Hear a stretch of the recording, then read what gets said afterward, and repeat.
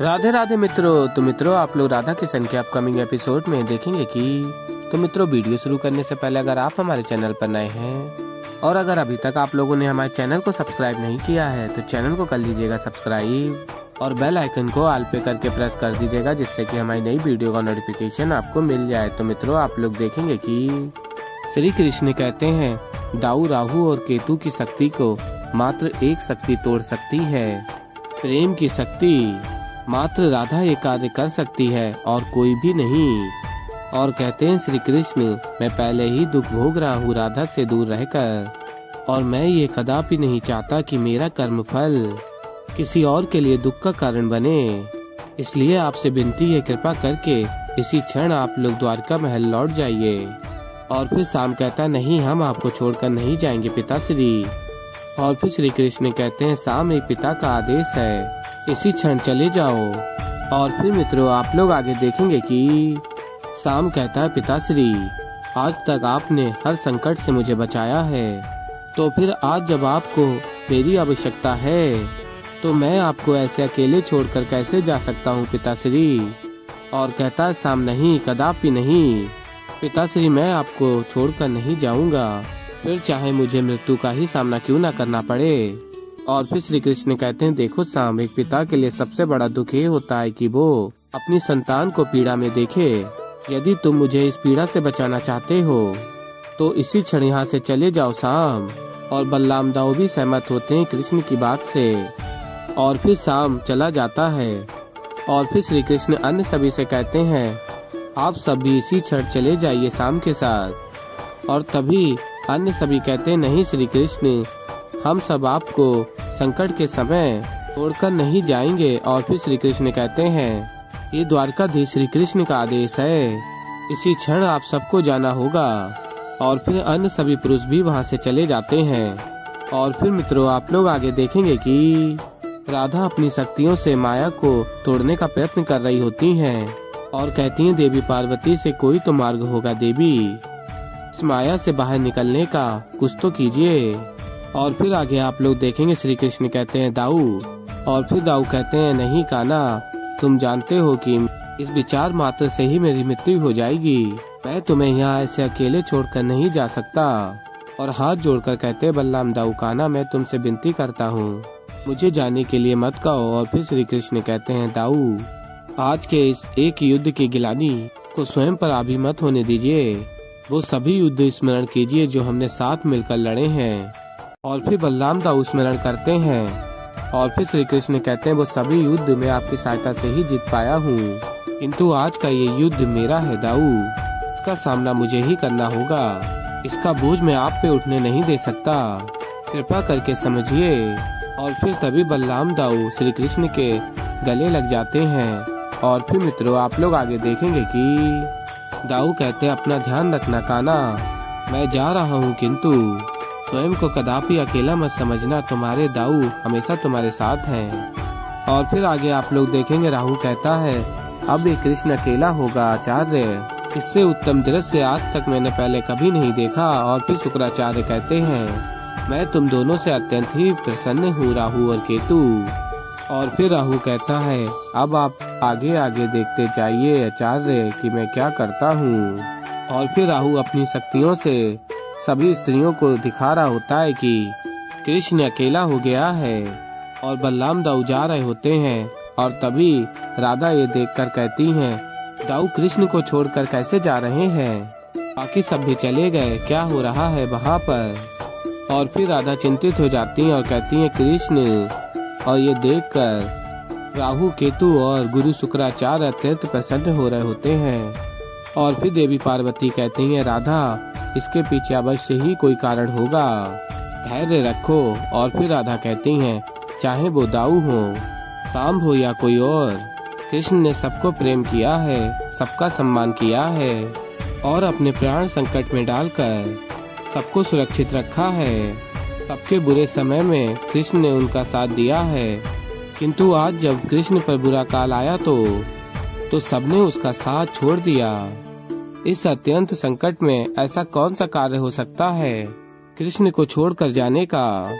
और फिर मित्रों आप लोग आगे देखेंगे कि राधा कहती हैं सभी से मुझे किसी से कोई बात नहीं करनी है, कृपा करके मुझे एकांत में छोड़ दीजिए। और फिर देवी पार्वती और अन्य सभी स्त्रियां वहां से चली जाती हैं। और ये देखकर राहु केतु और असुर गुरु शुक्राचार्य अत्यंत प्रसन्न हो रहे होते हैं। और फिर राहु कहता है, बधाई हो आचार्य, अब तक हमने जो जो सोचा था वैसा ही हो रहा है। एक और वो राधा, वो अकेली हो गई, और दूसरी ओर वो कृष्ण, वो भी अकेला हो गया।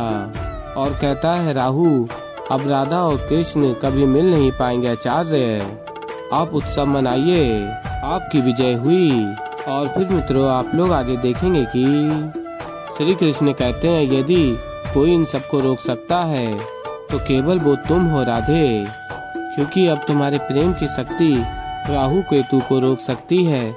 मुझे पूर्ण विश्वास है कि तुम मुझसे दूर होकर भी मुझ तक पहुंचने का मार्ग तुम अवश्य ढूंढ लोगी। और फिर आगे आप लोग देखेंगे राधा कहती हैं, मैं बस किसी भी मार्ग से तुम तक पहुंचना चाहती हूँ कृष्ण, किंतु मुझे ज्ञात नहीं है कि कैसे।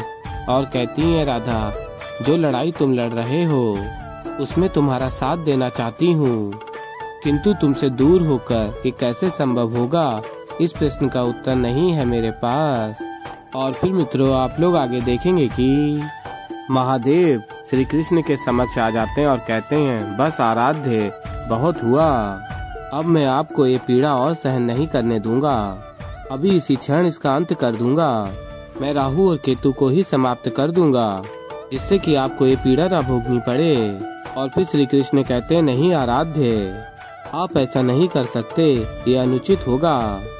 और बताते हैं श्री कृष्ण, मैं जो भी भोग रहा हूँ वो मेरा अपना कर्म फल है, इन्हीं के रूप में मैंने ये कर्म किया था और तभी मैंने ये स्वीकार भी किया था। और फिर महादेव कहते हैं, परंतु मुझे ये स्वीकार नहीं है आराध्य, क्योंकि छल से अमृत प्राप्त करने वाले उस असुर स्वर भानु को आपने उसकी तृष्णा का दंड मात्र ही तो दिया था। और कहते हैं आगे महादेव, यदि उस समय आप उसका शीश नहीं काटते तो भविष्य में वो समस्त संसार का हित करता। उसका शीश काट कर आपने समस्त संसार का कल्याण किया था आराध्य, तो फिर आप ये स्वयं पीड़ा क्यों भोग रहे हैं। और फिर श्री कृष्ण कहते हैं, आपने भी तो इस संसार के कल्याण के लिए हलाहल विष पिया था, तत्पश्चात आपको भी तो दुष्प्रभाव सहना पड़ा था, वही मेरे साथ भी होगा। और फिर आगे श्री कृष्ण बताते हैं, इस संसार में जो भी व्यक्ति दूसरे को मार्ग दिखाने के लिए कर्म करता है उसे उसका दुष्प्रभाव भी सहना पड़ता है, यही नियति है। और यहाँ जो हो रहा है वो मेरी ही नियति है आराध्य, मैं ही उसे भोगूंगा और कोई नहीं। और फिर महादेव अत्यंत दुखी हो रहे होते हैं और कहते हैं, उचित है आराध्य, का आदेश है तो मैं टाल भी नहीं सकता। राहु केतु की इस लड़ाई में मैं आपका साथ नहीं दे सकता, ये मानता हूँ, परंतु अब भी कुछ ऐसा है जो आपका ये भक्त कर सकता है। और फिर मित्रों आप लोग आगे देखेंगे कि महादेव अपने त्रिशूल से स्त्रियां जिस माया में फंसी होती हैं उस माया को नष्ट कर देते हैं। और फिर तभी देवी पार्वती कहती हैं स्त्रियों से, तुम सब इसी क्षण द्वारिका जाओ अपने प्रियजनों और पतियों के पास। और फिर रेवती कहती है, किंतु राधा और कृष्ण का क्या। और फिर देवी पार्वती कहती है, मैं कैलाश जाती हूँ महादेव के पास और उनसे बात करती हूँ इस विषय में। राधा और कृष्ण को एक करने का उनके पास उपाय अवश्य ही कोई होगा। और फिर आगे आप लोग देखेंगे महादेव कहते हैं, राहु और केतु तुम दोनों का ये खेल अब और अधिक नहीं चलेगा। और कहते हैं महादेव आगे, हे आराध्य, आप इस युद्ध में अकेले नहीं हैं, आपने भले ही इस भक्त को इस युद्ध में भाग लेने की अनुमति ना दी हो, परंतु फिर भी आपका ये भक्त राहु और केतु को आप पर विजय नहीं होने देगा। और फिर मित्रों आप लोग आगे देखेंगे कि अभी तो महादेव ने तुम दोनों की माया भंग करके सारी स्त्रियों को बचाया है, और अब कृष्ण की सहायता करने के लिए पता नहीं वो आगे क्या करेंगे। तो ऐसे ही मित्रों आगे और भी बहुत कुछ देखेंगे। तो अभी के लिए इस वीडियो में इतना ही। तो मित्रों अगर आप लोगों को हमारी वीडियो पसंद आई हो तो वीडियो को कर दीजिएगा लाइक, और अगर अभी तक आप लोगों ने हमारे चैनल को सब्सक्राइब नहीं किया है तो मित्रों चैनल को कर लीजिएगा सब्सक्राइब और बेल आइकन को ऑल पे करके प्रेस कर दीजिएगा। जिससे कि हमारी नई वीडियो का नोटिफिकेशन आपको मिल जाए। तो मित्रों मैं मिलता हूँ जल्दी आप लोगों को एक नई वीडियो के साथ, तो तब तक के लिए राधे राधे।